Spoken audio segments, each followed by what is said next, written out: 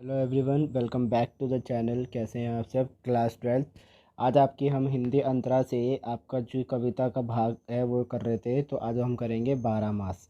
ठीक है, 12 मास आपका किसने लिखा है? मालिक मोहम्मद जायसी जी ने लिखा है। ठीक है, ये भी एक आपका पद है। इसका भी हम सारा सारांश और जो भी प्रश्न अभ्यास है उसको आज हम देखेंगे। चलिए स्टार्ट करते हैं।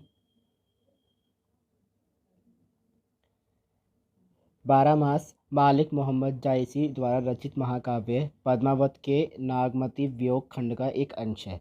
12 मास एक वो महाकाव्य है जिसमें पद्मावत के नागमती वियोग खंड, ठीक है, का एक अंश है। इस खंड में राजा रत्नसेन के वियोग में संतृप्त रानी नागमती की विरह व्यथा का वर्णन किया गया है। इस खंड के अंदर क्या बताया गया है कि जो राजा रत्नसेन थे उनका जो वियोग जो नहीं सह पाई, कौन? रानी नागमती।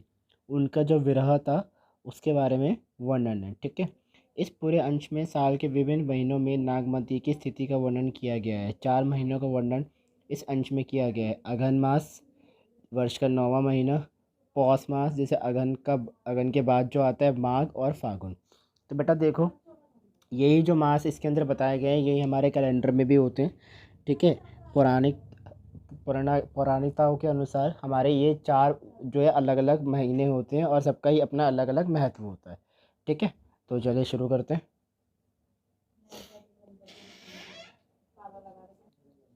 अगन देवस घटा निज बाड़ी, दूबर दुख सो जाय किमि काड़ी। अब धनि देवस विरह भराती, जरा विरह ज्यों दीपक बाती। कापा हिया जनावा सीयू, तो मैं जाई होए संग पीयू। घर घर चीर रचा सब काहू, मोर रूप रंग ले गाहू। पलटी ने बहुरा जो बिछोई, अबहु फिरे फिरे रंग सोही। सियरी अग्नि बिरनी जिए जारा, सुलग सुलग दगदे बैछारा। यह दुख दगद न जाने कंतु, जोबन भस्मत पिए सो कह सब ए भवरे एकाग। सो धन्य विरह जय गई, तेहति धुआं हम लाग। अगन महीने के आते ही दिन घटने लग जाते हैं और रातें लंबी होने लग जाती हैं। तो अगन मास जैसे ही शुरू होता है उसके में दिन घटने लग जाते हैं, रातें लंबी होने लग जाती हैं। ऊपर से ये बिछड़ने का दुख और ज़्यादा असहनीय हो जाता है। अब जैसे कि मान लो कोई भी 2 व्यक्ति हैं, उसमें उनके साथ क्या हो रहा है कि मान लो उनका अगन महीने में उनका जो है विरह हुआ है। तो जो व्यक्ति जिससे बिछड़ा है, जो व्यक्ति किसी से अगर बिछड़ा है तो जो इंतज़ार कर रहा है किसी का, तो उसके लिए तो ये और भी बड़ा दुखदाई और ज़्यादा आसानी हो जाता है। क्यों? क्योंकि अगन मास में क्या होता है, जो दिन घट जाते हैं और रातें लंबी हो जाती हैं। अब जैसा कि इसमें बताया कि राजा रत्नसेन जो है अपनी नागमती के बारे में, ठीक है, नागमती जो अपने पति रत्नसेन का वियोग नहीं सह पा रही है, तो अब पति के वियोग में दिन भी रात की तरह कष्टदायी होने लगा है और जो विरह की अग्नि है वह नागमती को एक दिए की बातें की तरह जला रही है। यहाँ पे क्या मतलब है कि जो विरह है वो रानी नागमती को एक दिए की बाती जला रहा है। क्यों? क्योंकि ये जो विरह की अग्नि है ये बहुत ही कष्टदायी है। किसके लिए? रानी नागमती के लिए असहनीय है। इस दर्द भरी सर्दी में नागमती का हृदय भी पति के वियोग में कांपने लगा है और यह सर्दी उन पर असर नहीं करती जो अपने प्रियतम के साथ है या जिनके जीवन साथी उनके साथ हैं। ठीक है, अब अगन मास है। अगन मास का मतलब देखो सर्दी है। ठीक है, सर्दी इसलिए क्योंकि रातें लंबी हो जाती है और दिन घटने लग जाते हैं। तो दर्द भरी सर्दी में नागमती का जो हृदय सर्दी के मारे, जैसे सर्दी में इंसान कपकपाता है ना, ऐसी उस वियोग के कारण, अपने पति के वियोग के कारण वो भी जो है कांपने लग रही है। और ये सर्दी उन पर भारी नहीं पड़ती। किन पे भारी नहीं पड़ती? जो अपने जीवन साथी के साथ है या जिनके साथ उनके जीवन साथी हैं। पूरे घर में सर्दी से बचने के लिए कपड़े तैयार किए जा रहे हैं, लेकिन नागमती कहती है कि मेरा रूप सौंदर्य तो मेरे प्रिय अपने साथ ले गए हैं। अब देखो वहाँ पे ऐसा हो रहा होगा कुछ, पूरे घर में, अब रानी नागमती के घर में क्या हो रहा होगा कि कुछ ऐसा हो रहा होगा कि उनके घर में सर्दी से बचने के लिए सब कपड़े तैयार कर रहे होंगे, पर लेकिन रानी नागमती क्या कहती हैं कि मेरे पति तो मेरा रूप सौंदर्य ले गए हैं अपने साथ ही। ठीक है, उन्हें कोई मतलब ही नहीं है कपड़ों से। वो कह रही कि मेरा सौंदर्य तो मेरे पति अपने साथ ले गए हैं। एक बार जब से वो गए हैं, रानी नागमती कहती हैं, जब से मेरे प्रियतम गए हैं उसके बाद पलट कर नहीं आए। अगर मेरी किस्मत अच्छी हुई या सौभाग्य में वापस आते हैं तो मेरा रंग रूप मुझे वापस मिल जाएगा। जगह जगह सर्दी से बचने के लिए आग लगे जा रही है, लेकिन उसके मन में और उसके तन को तो विरह की अग्नि जला रही है, और यह अग्नि उसके तन मन को राख बना रही है। शायद मेरा यह दुख मेरे प्रियतम नहीं जानते, शायद तभी तो अग्नि में मेरा रंग रूप और यौवन सब भस्म हो रहा है। हे भंवरे, हे काग, हे कौवे, मतलब काग का मतलब क्या होता है? कौवा। मेरे प्रिय को ये संदेश दो कि तुम्हारी विरह की अग्नि में तुम्हारी पत्नी जल चुकी है और उसकी अग्नि के धुएं से ही हम काले हुए जा रहे हैं। तो देखो यहाँ पे ये मतलब है कि पूरे घर में तो देखो सब कपड़े बनाने की तैयारी कर रहे हैं, सर्दी से बचने के लिए आगे लग रही हैं, सब कुछ हो रहा है, सर्दी से बचने का हर एक तरह के उपाय किए जा रहे हैं। पर रानी जो नागमती है वो तो वियोग में इस तरह जले जा रही है, उसको तो वियोग इतना सहन नहीं हो रहा कि उसको अग्नि जला रही है, उसके रूप यौवन को, उसके तन को जला रही है, राख बना रही है। ठीक है, वो कहती है अगर मेरी किस्मत अच्छी होगी तो मेरे प्रियतम वापस ज़रूर आएंगे और शायद मेरा रूप यौवन वापस आ जाए। वो काग यानी कौवे से कहती है कि हे प्रिय काग, जाओ मेरा संदेशा दो मेरे प्रियतम को कि तुम्हारी पत्नी तुम्हारे विरह में जल चुकी है और उसकी अग्नि धुएं से हम काले हुए जा रहे हैं। ठीक है, आगे चलते हैं। अब देखो इसमें विशेषता क्या क्या बताई गई है। विशेषता इसमें क्या क्या है, देखो इस काव्यांश में रानी नागमती की वेदना का वर्णन करा गया है। ठीक है, कि उसकी वेदना कैसी हो रही है। अपने कवि ने इसमें अपनी रानी नागमती के बारे में अपने शब्दों में उन्होंने वेदना का, नागमती कैसा फील कर रही है रानी, उसके बारे में उन्होंने बताया गया है। ये भाषा कौन सी है, देखो पढ़ते साफ पता लग रहा है भाषा कौन सी है, अवधि भाषा है। काव्यांश शैली उदाहरण और चित्रात्मक है, ये एक चित्रात्मक कहानी है। ठीक है, कौन सा रस है इसके अंदर? वियोग रस है। ऑब्वियस है, जब विरह की बात हो रही है तो वियोग रस है। कवि की भाषा कैसी है? काव्यात्मक है, मतलब कविता के अनुसार बोला गया है। ठीक है, लयात्मक है और भावन रूप है। मतलब उसने कवि ने जो है 3 तरह की भाषा यूज़ करी है। काव्यात्मक मतलब काव्यात्मक तरीके से, मतलब कविता के रूप में उसने वेदना दर्शाई है। लयात्मक मतलब उसने काफ़ी सारे लय यूज़ करे हैं उसने। और भावना रूप मतलब उसने उसके अंदर भावना भी जताई है, किसकी? रानी नागमती की। ठीक है, इस कविता में सजीवता है, मतलब ये एक, मान लो अगर इसे हम महसूस करके देखो तो महसूस करें तो ये एक सजीवता की कविता है। अगली पंक्ति यानी अगला पद क्या है आपका?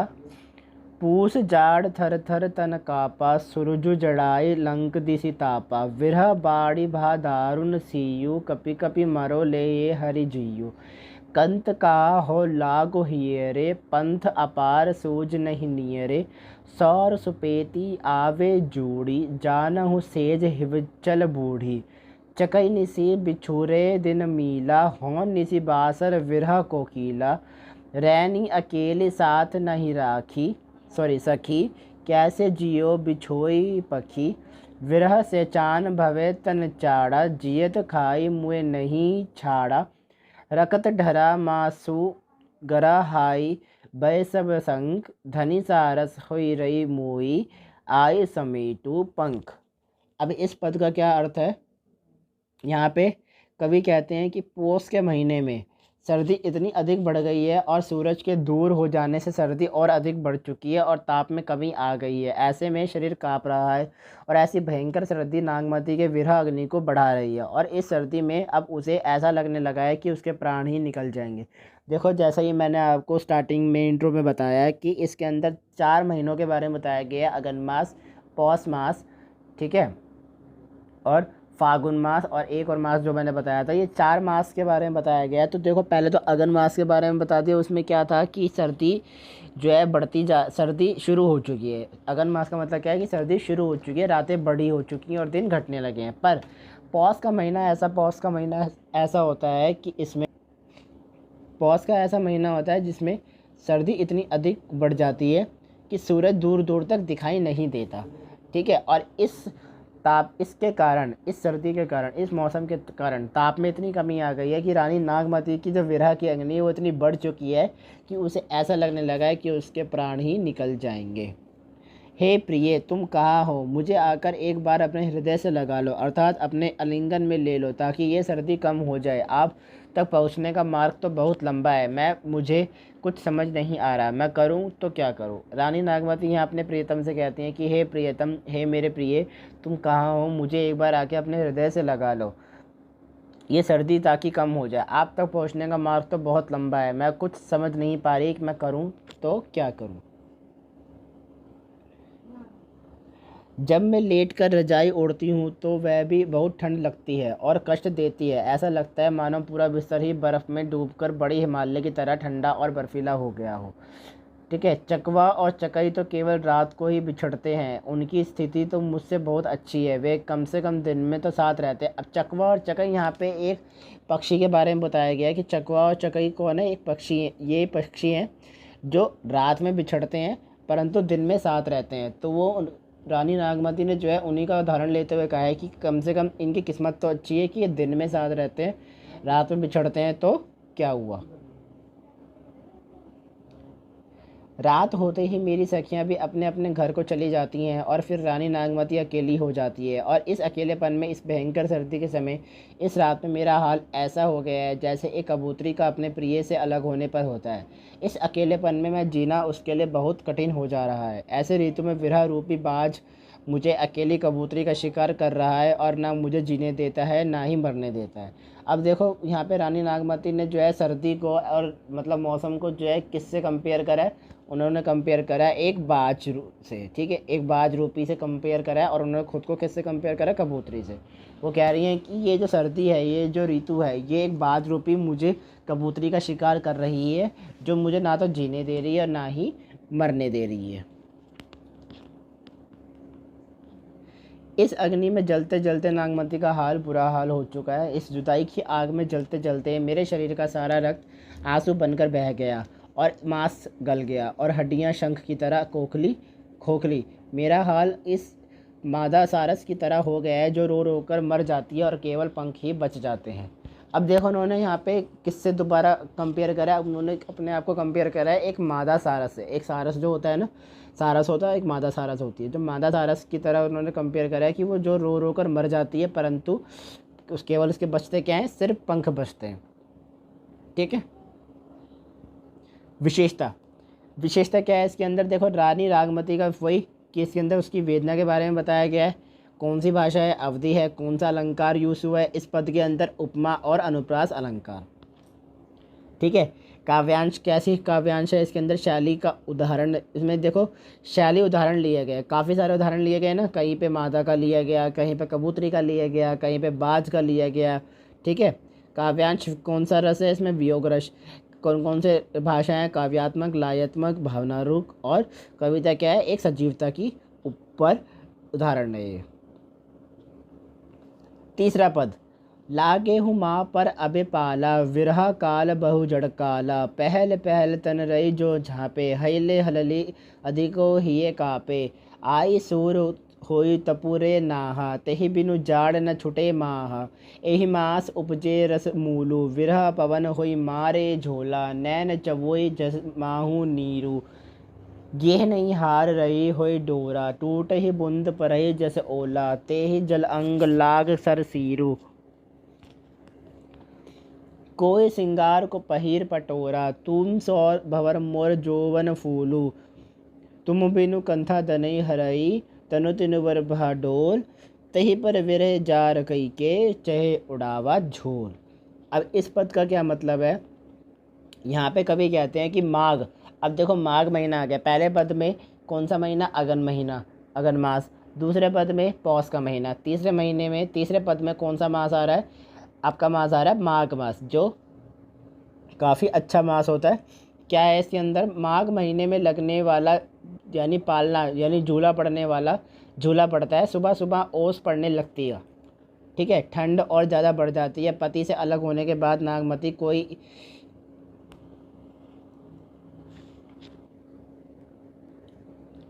नागमती की तन रुई की तरह काँप रहा है। इस भयंकर सर्दी में बचने का एकमात्र उपाय मेरे प्रिय से मेरा मिलन, और प्रिय से अगर मैं मिलती हूँ तो वह इस भयंकर सर्दी में सूरज के ताप के समान होगा।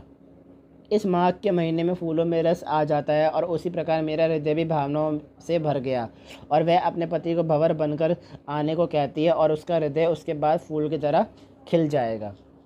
देखो माघ के महीने में क्या होता है कि फूलों के अंदर ना रस आने लग जाता है, जिसके ऊपर भंवरे आने लग जाते हैं। ठीक है, तो उन्होंने अपने आप को किससे कवर करा है, किससे कंपेयर करा है, उन्होंने खुद को एक फूल से कंपेयर करा है कि उनके अंदर भी रस आ गया है, और वो चाहती हैं कि उनके जो प्रियतम है वो भी भंवरे का काम करे और आए। ठीक है, उन्होंने अपने पति को क्या कहा है कि अब ये जो सर्दी है, इस सर्दी से मुझे सिर्फ मेरे प्रियतम बचा सकते हैं, और वो आएंगे तो किस सूरज का समान ताप समान होगा। ठीक है, जैसे सर्दी में कहते हैं ना एक अच्छी सी धूप मिल जाए तो इंसान को राहत मिलती है, तो ऐसी वो कह रही हैं कि अगर मेरे प्रियतम मेरे पास आते हैं तो वो एक सूर्य की ऊर्जा के समान होगा। पति से बिछड़ने के बाद उसकी आंखों में आंसू इस प्रकार बह रहे हैं जैसे बादलों से बरसात होती है, और ये आंसू नागमती द्वारा पहने गए वस्त्रों को गीला कर रहे हैं, और ये गीले वस्त्र उसे तीर की तरह चुभ रहे हैं। आंखों में गिरने वाली बूंदें ओले की तरह गिर रही हैं, और इस भीषण सर्दी में जो उनकी आंखों से आंसू गिर रहे हैं उनकी बूंदें वो ओलों के समान लग रही है, और जब हवा चलती है तो ये विरह की अग्नि और बढ़ जाती है। पति के बिछड़ने के बाद नागमती ना तो श्रृंगार कर रही है, ना ही किसी प्रकार के आभूषण पहनती है। प्रिया के बिना नागमती का शरीर जुदाई के दुख से कमज़ोर दुर्बल हो गया है, तिनके की तरह हल्का हो गया है। इस जुदाई की आग ने उसके शरीर को जलाकर राख कर दिया है, और अब उसे राख की तरह उड़ना चाहती है। देखो नागमती इस तरह अपने पति के विरह में, इस तरह अपने पति के वियोग में डूब चुकी है कि उसके आंसू निकले ही जा रहे हैं, और वो आंसू इस तरह निकल रहे, इतने निकल रहे हैं कि जो उसने कपड़े पहने हैं वो भी गीले हो गए हैं, और जो आंसू से उसके कपड़े भीग गए हैं वो उसे तीर की तरह चुभ रहे हैं। ना तो वो कोई श्रृंगार कर रही, ना कोई वो आभूषण पहन रही। ठीक है, अपने ना तो कोई वो श्रृंगार कर रही, ना आभूषण पहन रही। वो कर जुदाई में डूब चुकी है कि वो कमज़ोर हो चुकी है, उसका शरीर क्या हो गया है, हल्का हो गया है, और राख बन चुकी है उसका शरीर, और वो चाहती है कि उड़ना। अब क्या चाहती है, वो उड़ना चाहती है। क्या विशेषता है इसके अंदर, देखो सेम वही कि नागमती की वेदना का वर्णन करा गया है। ठीक है, नागमती की वेदना का वर्णन करा है, भाषा अवधि है। कौन सा अलंकार है इस बार भी अलंकार, उपमा और अनुप्रास अलंकार। कौन कौन सी बातें की गई है, इसमें भी उदाहरण लिए गए हैं, काफ़ी सारे शैली उदाहरण लिए गए, चरित्रात्मक बताया गया। कौन सा रस है, वियोग रस है। ठीक है, काव्यात्मक लयात्मक भावना रूप इस कविता के अंदर क्या है, ये भी सजीवता के बारे में ही है। ठीक है, ये सारी जो है सजीवता के बारे में ही है, सजीव है इसके अंदर, सजीवता है इसके अंदर। ठीक है, महसूस कर सकते हैं इसके अंदर, क्योंकि ये चीज़ अगर हम रियल लाइफ में एग्जांपल ले तो उसमें भी आ सकती है। देखो माघ महीना हो गया, अब देखो क्या आ रहा है, फागुन महीने के बारे में बताया जा रहा है। क्या है फागुन में, आ जाओ। फागुन पवन झकोरे बाहा, चौगुन सिउ जाई कीमी सहा, तन जस पियर पात बा मोरा, बिरह न रहे पवन होई जोरा, तरिवर झरे झरे मन ढाका, भई अनपत फूल पर साखा, करीन बना फती कीन उलासु, मोह का भा जगदून उदासु, जौ पे पिए जरत असभावा, जरत मरत मोहि रोष न आवा, रात हु देवस ये मन मोरे, लागो कंत झार जेऊ तोरे, यह तन जारो झार के, कहो की पवन उड़ाऊ, मकुते ही मारग हुई परो, कत धरे जह पाऊ। अब क्या मतलब है इस वाले पद का, यह आपका पद 4 था। क्या मतलब है इसका, नागमती कहती है कि फागुन के महीने में जब हवा बहुत तेज़ बहने लगती है तो हवा के झोंके ठंडे होने वाले और कष्ट देने वाले होते हैं, ये ठंड असहनीय होती है। नागमती कहती है उसका शरीर विरह वेदना के कारण पीले पत्ते की तरह पीला पड़ गया है। अब देखो फागुन के महीने में क्या होता है, जितने भी पेड़ पौधे होते हैं सबके जो है पत्ते क्या पीले पड़ने लग जाते हैं। इसी प्रकार उसने अपने आप को कंपेयर करा कि जैसे फागुन के महीने में पेड़ के पत्ते पीले होने लग जाते हैं, उसी प्रकार उसका शरीर भी पीला पड़ चुका है। जिस तरह तेज हवाओं के कारण पेड़ों के पीले पत्ते हिलते रहते हैं, वैसे ही उसी प्रकार उसका शरीर भी विरह के कारण काँप रहा है। जैसे पत्ते हिलते हैं तो उसका शरीर क्या है, काँप रहा है। नागमती कहती है कि पतझड़ के बाद पेड़ों में नई नई कोपलें आती हैं और नए नए पत्ते फल आते हैं और सभी पेड़ आनंद में झूमते दिखाई देते हैं, लेकिन उसके मन को ये सब पसंद नहीं आता और ये सब उसके दुख और उदासी को दोगुना कर देता है। ठीक है, आगे वो क्या कहती है, गांव में सभी स्त्रियां मिलजुल कर नाचती गाती हैं एवं होली का उत्सव मनाती हैं, और नागमती को ऐसा लगता है कि ये होली की आप उसके हृदय में जल रही है जो उसके तन मन को भी जला रही है। देखो वो इस तरह विगरा में डूब गई है। अब उसके गांव में क्या हो रहा है, देखो फागुन का महीना आ गया, होली का महीना है ना, फागुन में होली आती है, गांव वाले होली मना रहे हैं, उत्सव मना रहे हैं, होली का जला रहे हैं। परंतु उसको ऐसा लग रहा है कि वो जो होलिका है वो उसके मन में जल रही है और उसके तन मन को जला रही है। अब इस अंतिम समय में मेरे प्रिय वापस आ जाए और इस समय में मरणासन अवस्था में मैं हूँ, परंतु इस समय भी मुझे इस विरह के अग्नि में, इस वेदना से जलने में कोई कलेश नहीं होगा, क्योंकि उनके दर्शन से मैं धन्य हो जाऊंगी। रात दिन मैं अपने मन में ये सोचती हूँ कि मेरा यह शरीर किसी भी प्रकार मेरे प्रिय के काम आए। नागमती पवन से अनुरोध कर रही है कि मेरे शरीर की इस राख को उड़ाकर मेरे प्रिय के मार्ग में बिछा देना, ताकि राख पर चलने से मुझे उनके चरणों का स्पर्श अनुभव हो। देखो, वो इतना समर्पित अपने प्रियतम को, वो क्या कहती है कि मेरी इस राख को जो है ज़मीन पर बिछा देना, जब वो आए उनके चरणों का स्पर्श उन्हें अनुभव हो, मतलब नागमती को उसके चरणों का स्पर्श अनुभव हो। इतना वो अपने पति के लिए समर्पित है। इसमें क्या विशेषता है? इसमें भी वही विशेषता है कि वेदना बताई गई है। ठीक है, काव्यांश किसके ऊपर है? फागुन महीने में रानी नागमती के विरह का वेदना वर्णन किया गया। फागुन महीने के बारे में बताया गया। भाषा अवधि है। ठीक है, उपमा अनुप्रास अलंकार है, जो काफ़ी सुंदर तरीके से प्रयोग किए गए इस वाले पद में। काव्यांश, वियोग रस, ठीक है, 3 भाषा और सजीवता। आ जाओ जी प्रश्न अभ्यास पे आ जाओ जी, प्रश्न अभ्यास करते हैं। अगन मास की विशेषता बताते हुए नागमती ने व्यर्थता का वर्णन कीजिए। देखो, अब इसके अंदर जो 4 महीने हैं, चारों महीने की अपनी अलग अलग विशेषताएं क्यों है, चारों महीनों पे अलग अलग विशेषताएं हैं। चारों महीनों के ऊपर ही जो है रानी नागमती जो है उन्हीं के अनुसार अपनी विरह के बारे में बता रही है। तो देखो, पेपर में अगर सवाल आता है तो आपको चारों महीने के बारे में एक तो पता होना चाहिए, कविता के बारे में पता होना चाहिए, उसके बाद जैसे मर्जी आंसर लिखो, कोई दिक्कत नहीं है। क्या है प्रश्न? अगन मास की विशेषता बताते हुए नागमती की व्यथा का वर्णन कीजिए। अगन यानी मार्गशीर्ष मास, असलियत में इसका क्या नाम होता है? अगन तो हम इसे हिंदी में कहते हैं, जो पौराणिकता के अनुसार है, जो हिंदू पंचांग के अनुसार, जो हिंदू धर्म में कहा जाता है, वो क्या कहते हैं? मार्गशीर्ष मास।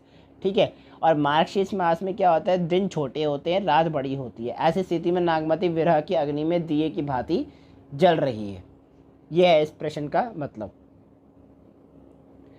प्रश्न नंबर 2, जियत खाई मुँह ना झाड़ा, इसका क्या मतलब है? विरह वेदना से संतृप्त नागमती बाज पक्षी की तरह पक्षी से कह रही है कि मुझे जीवित ही भक्षण कर लो, मुझे मत छोड़ो, क्योंकि प्रियतम का वियोग उसे जीने नहीं दे रहा और उसका जीवन दारुण हो गया। अब वो कह रही है अपने मतलब जो बाज पक्षी है उससे कह रही है कि मुझे जिंदा ही खा लो, जिंदा ही भक्षण कर लो, क्योंकि उसके जो प्रियतम का जो वियोग है, ना तो उसे जीने देता ना ही उसे मरने देता, उसका जीवन जो है बिल्कुल दारुण हो चुका है। प्रश्न संख्या 3, माघ मास में नागमती की मनोदशा का वर्णन कीजिए। देखो, माघ मास में काफ़ी अच्छा तरीके से बताया गया था।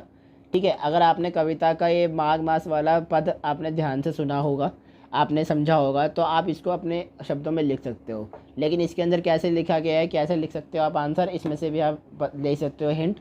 माह मास में पाला पड़ने लगा, परंतु वियोग में नागमती को मृतक समान बना दिया। गर्म वस्त्रों से ढकने के बावजूद भी नागमती का शरीर काँप रहा था। नागमती कह रही है कि सूर्य से कुछ ताप तो आता है, परंतु पति बिना ये जाड़ा नहीं जाता। श्रृंगार भाव की उत्पत्ति के बाद भी प्रियतम के दूर रहने से नागमती प्रफुल्लित नहीं हो पा रही। नागमती की आंखों से माघ मास में होने वाली तेज वर्षा के समान अश्रु बह रहे हैं। प्रियतम के बिना नागमती का सौंदर्य निरर्थक है, वह एक रसहीन जीवन व्यतीत कर रही है। आंखों में गिरती हुई बूंदें ओलों के समान प्रतीत हो रही है। ठीक है, ना तो कोई साज श्रृंगार कर रही है, ना कोई आकर्षण वस्त्र पहन रही है। नागमती का हृदय इतना काँप रहा है कि उसका तन मन डोल रहा है। विरह वेदना मेरे शरीर को जलाकर समाप्त कर देगी। देखो, माघ मास में क्या क्या हुआ, उसने जो है एक तो साज श्रृंगार करना बंद कर दिया। ठीक है, जो इतनी बुरी तरह रो रही थी कि उसके कपड़े तक भीगने लगे, उसे तीर की तरह चुभने लगे। अब वो जो बूंदें गिर रही थी उसके आंसुओं की, वो ओलों के समान उसे लगने लगी। उसे इतना विरह होने लगा कि उसका तन मन डोलने लगा। गर्म कपड़े पहनने के बाद भी उसे ठंड लगने लगी, और वो चाह रही थी कि जैसे सूरज का ताप तो उसे लग रहा है, परंतु विरह भी सहा नहीं जा रहा, लेकिन उसे जाड़ा भी लग रहा है। वो कहती है यदि उसके प्रियतम आ जाएंगे तो उसे सूरज की भांति, सूरज का ऊर्जा उसे प्राप्त हो जाएगी। ठीक है, ये है इस माघ मास की नागमती के मनोदशा वर्णित वाले प्रश्न का अर्थ। इसे आप अपने शब्दों में भी लिख सकते हो। प्रश्न संख्या 4 में क्या कहते हैं कवि? वृक्षों से पत्तियां और वनों से ढाके किस माह में गिरते हैं और इसका विवर्णित क्या संबंध है? देखो, वृक्षों से पत्तियां और वनों से ढाके कौन से महीने में गिरते हैं? ये गिरते हैं फागुन मास में। क्यों? क्योंकि इसके अंदर ऋतु परिवर्तन आता है। प्रकृति परिवर्तन के साथ विरहणीय वियोग वेदना बढ़ती जा रही है। ये क्या मतलब है इस लाइन का? ये जो है रानी नागमती से संबंधित है कि विरहणी वियोग की दशा वेदना बढ़ती जा रही है। पत्तियां और ढांके कब गिरते हैं? फागुन मास में गिरते हैं। कब गिरते हैं? फागुन मास में गिरते हैं। क्यों? क्योंकि ऋतु परिवर्तन और प्रकृति परिवर्तन आता है। प्रश्न संख्या 5, इन पंक्तियों को अपने शब्दों में वर्णन कीजिए। अब देखो कुछ पंक्तियां दी गई हैं, इनको अपने शब्दों में वर्णित करना है। मैं आपको एक पंक्ति बताता हूँ, अगर आपने पंक्तियां सारे पद जितने भी मैंने अभी बताए, तीनों चारों पद जो भी बताए हैं, अगर सबने आपने सारे अच्छे से सुने तो आप इन पंक्तियों को आसानी से अपने शब्दों में बता सकते हो। मैं पहली पंक्ति बताता हूँ, बाकी पंक्तियाँ आप जो है मुझे अपने शब्दों में लिख कर कमेंट सेक्शन में बताएंगे, या मुझे आप नेक्स्ट वीडियो में मैं आऊँगा तो आप मुझे नेक्स्ट वीडियो में आप मुझे कमेंट करके बताओगे। ठीक है, तो पहली पंक्ति क्या है इसमें? पियो सो कहू संसेड़ा हे भोरा हे काग, सो धनि विरय जरय मुहिते ही के दुवा हम लाग। वियोग की ज्वाला में जल रही नागमती कौवे भवरे से अपनी दारुण दशा का वर्णन पति रत्नासेन से संदेश द्वारा पहुंचाने का अनुरोध कर रही है। विरह अग्नि में जलती नागमती को ऐसा प्रतीत हो रहा है कि उसके धुएं के स्पर्श से ही कौवा व भवरे काले हो गए हैं। ये तो था ये तो इसका आंसर था जो इसने दिया हुआ है। ठीक है, जहाँ यहाँ पे जो लिखा हुआ। अब देखो इसे अपने शब्दों में कैसे लिख सकते हो कि वियोग की ज्वाला तो इतनी बढ़ गई है नागमती के हृदय में कि वो भंवरे और कौवे से कह रही है कि जाओ मेरे प्रियतम को तुम संदेश दो कि मैं उनके विरह में जल चुकी हूँ, मेरा शरीर बिल्कुल राख हो चुका है। अब उसे क्या लग रहा है कि उसकी जो विरह है, उसका जो विरह है, ठीक है, वो इस तरह काला हो गया, इस तरह इतनी बुरी तरह जल गई है कि उसे भंवरे और कौवे भी जो है काले दिखाई दे रहे हैं उसके स्पर्श से। ठीक है, ये है इस पंक्ति का मतलब। अपने शब्दों में आप इस तरह से लिख सकते हो। अगली पंक्ति, रक्त डूड़ा मासू गरा हाई भयो सब संग, धनी सारस होई गरई मुई पाऊ समेटी पंख। इसको अपने शब्दों में आप लिख के बताओगे, मैं आपको बताया तो इसका मतलब क्या है कि नागमती रक्त सूख चुका है, नागमती का रक्त सूख चुका है, मांस गल चुका है, शरीर मात्र हाड़ के समान बचा है, नागमती पंख समेटे हुए सारस के समान प्रतीत हो रही है। तीसरी पंक्ति क्या कहती है? तुम बिनु काप धनी हिया तन तिनऊ भाडोल, तेही पर विरय जराही के चह उड़ावा झूल। नागमती कह रही है प्रियतम आपके बिना हृदय कपित हो रहा है तथा तन डोल रहा है, विरह वेदना मेरे शरीर को जलाकर समाप्त करती जा रही है। कि वो कह रही है आपके बिना मेरा शरीर इतनी बुरी तरह काँप रहा है, तन डोल रहा है कि जो मेरा शरीर है वो बिल्कुल जलकर समाप्त हो चुका है। अगली पंक्ति क्या कहती है? यह तन जारो छार के कहो कि पवन उड़ाव, मकोई तेहि स्मारक उड़ी परे कंत धरे जह पाव। नागमती दुख की पराकाष्ठा में पहुंचकर कहती है कि उसका शरीर जलाकर राख कर दिया जाए तथा राख को उस मार्ग में फैला दिया जाए जहां उसके प्रति होकर गुजरें अथवा उनके पांव पड़ सके। वो इतनी बुरी तरह डूब चुकी है, अब तो वो कह रही है कि भैया मेरा शरीर जला दो और उसकी राख को वहाँ बिछा दो जहाँ उसके प्रियतम आएंगे और उसके पति का उसे स्पर्श उसे प्राप्त हो सके, ऐसे नहीं तो वैसे। प्रश्न संख्या 6, प्रथम दो छंदों में अलंकार व काव्य सौंदर्य को निरूपित करें। अब बेटा देखो, मैं तो इतनी देर से पद करे जा रहा हूँ, लेकिन वास्तव में ये पद हैं या छंद है? देखो अवधी भाषा में लिखे गए हैं, ठीक है, पद तो नहीं है, ये छंद है। छंद क्या होते हैं? छंद के अंदर क्या होता है कि किसी की वेदना के बारे में क्या होता है कि कोई कवि, ठीक है, हमारे हिंदी साहित्य में कुछ ऐसे कवि है जो छंद के अंदर पूरी कहानी भी लिख सकते हैं। तो यहाँ पे मोहम्मद साइसी जी ने भी जो है छंद रूपी 4 छंदों में उन्होंने रानी नागमती के वेदना का वर्णन किया है। ठीक है, तो इसके अंदर क्या है देखो, जरह विरह जो दीपक बाती, घर घर चीर चा सब काहू। ठीक है, ये एक प्रकार के छंद में आते हैं जो उन्होंने अपने सौंदर्य के बारे मतलब जिन्होंने उसके नागमती के वेदना के बारे में बताया गया है। ये 2 छंद है, ठीक है, इनके अपने अपने अनुसार लिखना है। क्या? काव्य सौंदर्य बताना है। उस पंक्ति में उपमा अलंकार है क्योंकि विरह अग्नि की तुलना दीपक से की गई है। घर घर चीर रचा सब काहू, पंक्ति में अनुप्रास अलंकार है। घर घर मतलब घ यानी वो आ रहा है, व्यंजन आ रहा है, क्योंकि अक्षरों में शब्दों की पुनरावृत्ति हुई है परंतु अर्थ समान है। अर्थ तो समान है परंतु अक्षर की क्या हो रही है? पुनरावृत्ति हो रही है। ये था आपका आज का चैप्टर 12 मासा मोहम्मद सायसी द्वारा। Thanks for this watching video. If you like this video, do this step as you know, hit the bell icon, share the video, do valuable comments in comment section and subscribe the channel. Press the bell icon to get all notification of your videos. Thank you so much. Until then, bye bye, see you.